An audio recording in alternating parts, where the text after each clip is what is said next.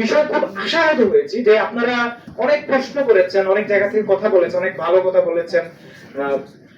আপনাদের যখন আপনারা কথা বলতেছেন জনপ্রশাসন মন্ত্রণালয় সংস্কার কমিশন, তখন আপনাদের জনপ্রশাসন সম্পর্কে যে কিছু বেসিক বিষয় একটু চিন্তা ভাবনা করে একটু পড়াশোনা করে আসার দরকার ছিল।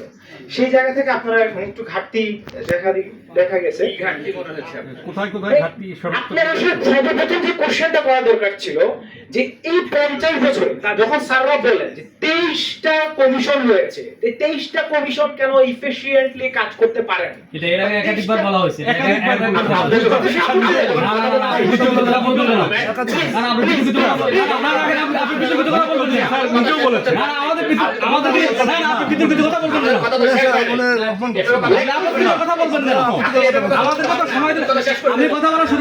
মাত্র 2 দিন আগে হচ্ছে আমার অনার্স ফাইনাল পরীক্ষা আমি দিলাম, মনোগ্রাফ জমা এখনো বাকি আছে। আমার আসলে আমি পড়াশোনা করছি জগন্নাথ বিশ্ববিদ্যালয়ের লোক প্রশাসন বিভাগে, যে কমিশনে কাজ করতেছি সেই কমিশন নিয়ে পড়াশোনা করেছি আমি 4 বছর। একটা রিয়েলাইজেশন আমার আসছে, এই যে 1 মাস বা 1.5 মাস আমি ফিল্ড লেভেলে গিয়ে অফিসারদের কথা শুনেছি, তারপরে হচ্ছে জনগণের কথা শুনেছি, আমলাদের কথা শুনেছি।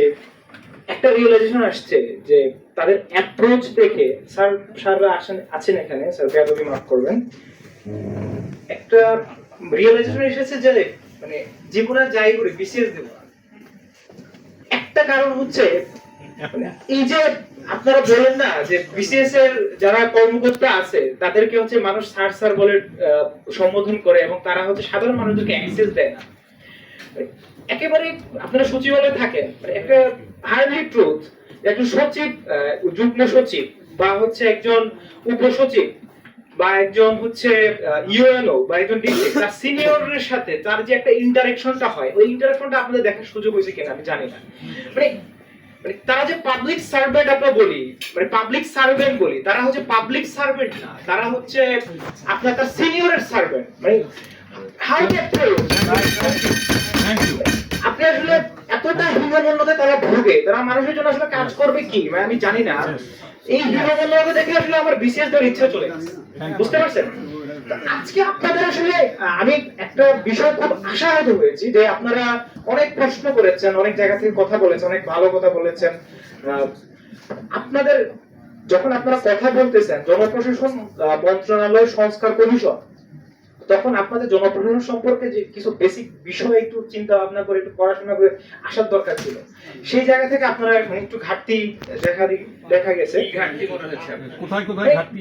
আপনারা সর্বপ্রথম যে কোশ্চেনটা করা দরকার ছিল যে এই 50 বছরে যখন স্যাররা বলেন যে 23টা কমিশন হয়েছে, এই 23টা কমিশন কেন ইফিশিয়েন্টলি কাজ করতে পারেন? এটা এর আগে একাধিকবার বলা হয়েছে।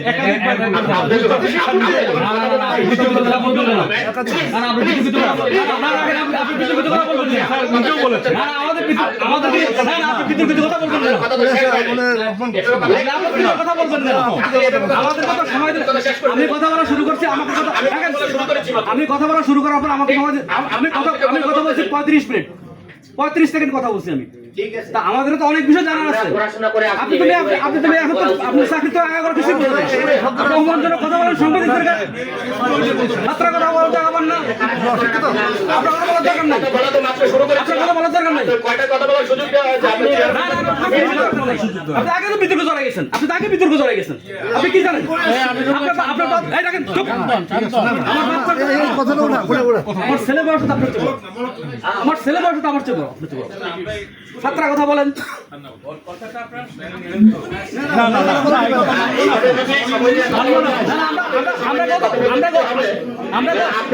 আমরা গত 24 বছর চুল কাটছি। ছাত্রা কথা বলেন। Let me finish my sentence, please. Okay.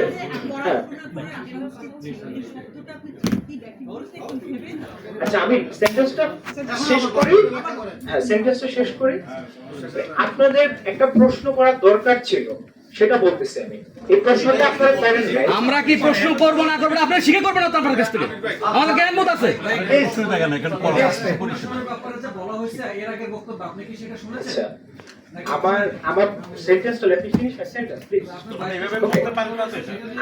আমরা কিন্তু বলছি আপনি মনে হয় অ্যাভয়েড করে গেছেন। আমরা বলছি ডিসিরা নিজেদেরকে লর্ড মনে করে, ইউনুরা নিজেদেরকে লর্ড মনে করে, মানে পুরো সিভিল সার্ভিসটা নিজেদেরকে লর্ড মনে করে। আপনি তখন কোথায় ছিলেন?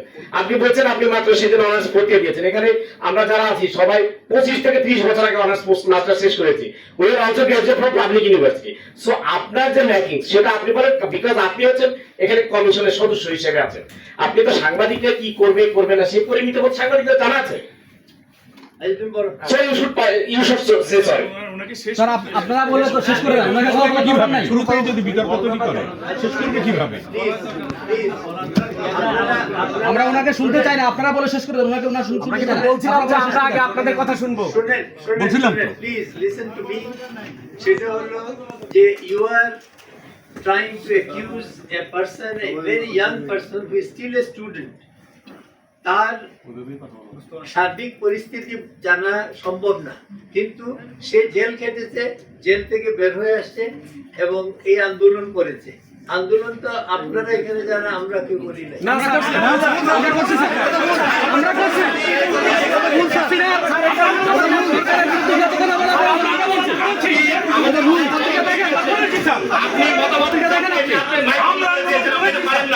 আপনি তাকে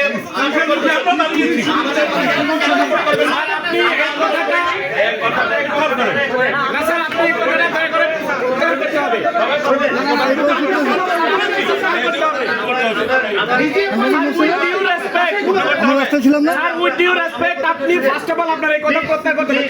আমি ডকুমেন্টেড, আমরা গুলি খেয়েছি। আপনি আজকে কমিশনের চেয়ারম্যান হয়েছে, আমরা 17 তারিখ গুলি খেয়েছি।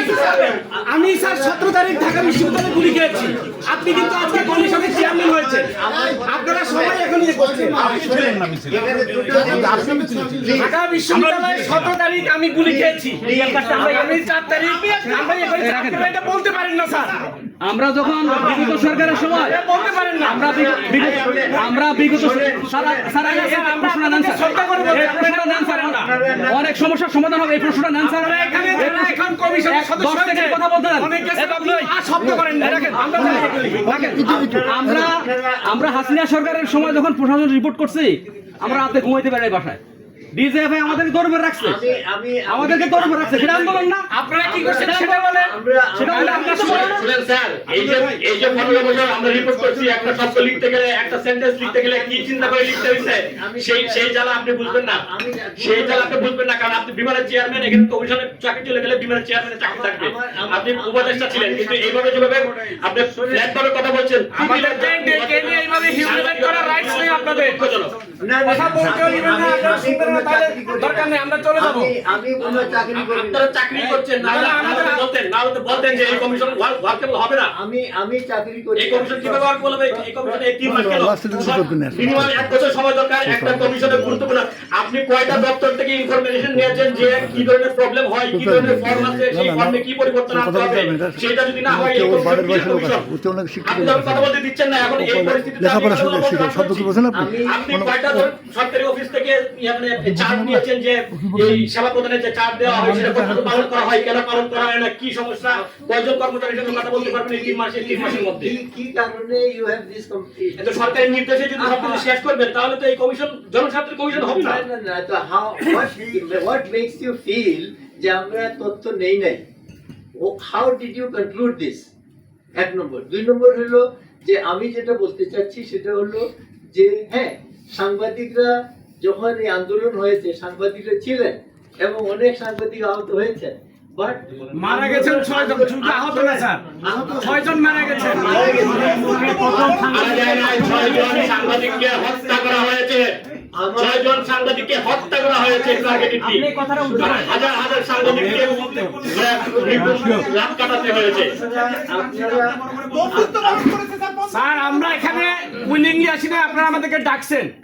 সো যদি আমাদেরকে কিন্তু আমাদের স্বপন ভাই বাসার ভাই প্রথমে বলেছিল যে আপনারা আগে বলেন, দেন আমরা বলবো। আপনারাই বলছেন আমাদেরকে বলতে দেন, কিন্তু আমরা যখন বলতে যাচ্ছি আপনারা কেউ শুনতে চাচ্ছেন না, তাহলে আমাদের প্রয়োজন নেই। আমরা শুনেন নেই। কারণ আমাদের কাছে দৃশ্যটা মনে হচ্ছে এটা আপনারা জনপ্রশাসনকে আরো মানে কুঠারিবদ্ধ করার জন্য রিফর্ম করতেছেন, কারণ এটা জনবান্ধব প্রশাসন করার জন্য আপনারা বসেন নাই। আচ্ছা ঠিক আছে, that is your view, perfectly alright, that's perfectly alright. কিন্তু কথাটা হলো আমরা আমাদের সঙ্গে একজন ছাত্র প্রতিনিধি আছে যে ওই সরকার দিয়েছে এবং প্রত্যেক কমিশনে একজন করে ছাত্র প্রতিনিধি দিয়েছে। সেইটা আমরা যদি না শুনবার জন্য হতো তাহলে আপনাদেরকে এই যে এতক্ষণ আপনার কথা বললাম, আপনারা যখন কোনো একটা ইস্যু রেজ করেন তখন তো সেটা বলতেই হবে। সেই জন্য আপনার লাস্টের কথাটা খুবই বলতে হবে যে যেটা বলছেন সাংবাদিকদের আন্দোলন অবদানে তারা জেল খাটছে, আমরা মাঠে কি করছি সেটা গুগলে সার্চ দিয়ে দেখেন। কোনোভাবেই বলতে পারেন না স্যার। আপনি কথাটা উল্টো করে আপনার মধ্যে একটু থেকে বলছি। স্যার আপনি কি চেয়েছেন যে আমরা কারা উল্টো, আমরা কারা উন্ডেড ছিলাম, আমরা কারা গুলি খেয়েছি? আপনার তো উচিত ছিল স্যার এটা জানা আগে আমাদের সহমর্মিতা জানানো, সেটা তো আপনি করেন না। আমরা জানার চেষ্টা করেছেন।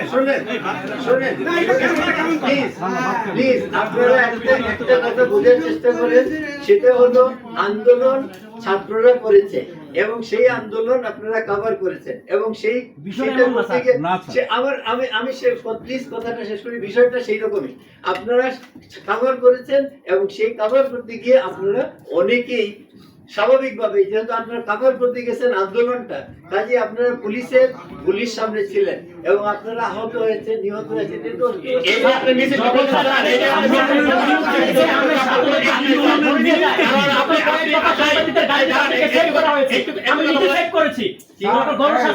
একটা বিষয় হলো যে আপনি অনেকক্ষণ কথা বললেন, আমি একটু তাহলে এত আন্দোলন হলো, এতজন হলো, মানে 5ই আগস্টের পর সরকারি এত কর্মকর্তাদের সমর্থন এবং তাদেরকে পদায়ন এবং তাদেরকে পুনর্বাসন করা কেন দরকার হলো? তারা তো আন্দোলনে ছিল না, তারা কই ছিল? আপনি বলেন সাংবাদিকরা কিছু করেন, আমি আপনার কথাও যদি ধরি তাইলে সারা বিশ্ব কিভাবে জানলো?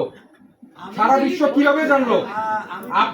স্যার আপনি এই যে পুনর্বাসন যদি করার দরকার ছিল, পদায়নের জন্য সচিবালয় মারামারি, হাতাহাতি, এই ক্যাবিনেট সেক্রেটারি রুমের মধ্যে সামনে হলো যে অনশন, এগুলা কারা করছে? তারা কি, তাদের ভূমিকা কি ছিল? কোনো ভূমিকা ছিল না, কিন্তু সুযোগ সুবিধা দিলেন সব সময় আগায়া। স্যার আপনারা কেউ এই সরকার আসার পর কোন সাংবাদিকের বিষয়ে কত প্রতিষ্ঠান বন্ধ হয়ে যাচ্ছে তাদের বিষয়ে কোনো কথা বলেছেন? করে নাই। সরকারি কর্মকর্তাদের বেতন বাড়ানোর জন্য সুপারিশ চলতেছে, কোন সাংবাদিকের আগের বেতন পায় কিনা সেটা কেউ খবর নিচ্ছে? কোনো চিকিৎসা সহায়তা কোনো চিকিৎসা পায়? খবর নেই। আপনি কিছু লাগবে না, সচিবালয়ের মধ্যে যে চিকিৎসা কেন্দ্র আছে সেখানে নরমাল কোনো সাংবাদিকরা চিকিৎসা পায় না, সরকারি কর্মকর্তা হইতে হয়। তাই আপনি আমাকে যদি ব্লেম দেন দিতে পারবেন, কিন্তু আপনি নিজের জায়গা থেকে কি করছেন আগে সেটা দেখতে হবে। আর আরেকটা বিষয় বলি, যে মানে কথাটা কিরকম, যে একটা কথা আসে যে ঢাকা বিশ্ববিদ্যালয় তো বন্ধ করে দিচ্ছে, আন্দোলন তারা করছে কিনা, তারা আজকে পোস্ট পদবিতে আছে বেসরকারি বিশ্ববিদ্যালয়, এইভাবে যদি জেনারেলাইজ করেন না সবকিছু ধ্বংস হয়ে যাবে। আপনারা শুরু থেকে ভালো করছেন, কিন্তু শেষে এসে আপনারা মোটেও স্যার যে বক্তব্যগুলো দিচ্ছেন সেটা আমরা নিতে পারতেছি না। আমরা খুবই কষ্ট পাইছি আপনাদের বক্তব্যে। আরেকটি বিষয় ছাত্র ছোট ভাইরে বলি যে ভাইয়া, আমরা সব দীর্ঘদিন ধরে কিন্তু এখানে যারা সরকারি কর্মকর্তা আছে তাদের সাথে মানে কাজের পারপাসে করতে করতে আমরা অনেক কিছু দেখি, আমরাই সব কথা বলি। এই যে বালিশকাণ্ড যেটা, সেইটা কিন্তু অন্য কেউ এসে উদ্ধার করে নাই, সেটা সাংবাদিকরাই উদ্ধার করছে। আর এই শিক্ষার্থীরা আহত বা নিহত, এইটা টিভিতে যতটুকু কম দেখাইছে, কিন্তু কোন পত্রিকা কম লিখছে এটা কেউ বলতে পারবে না।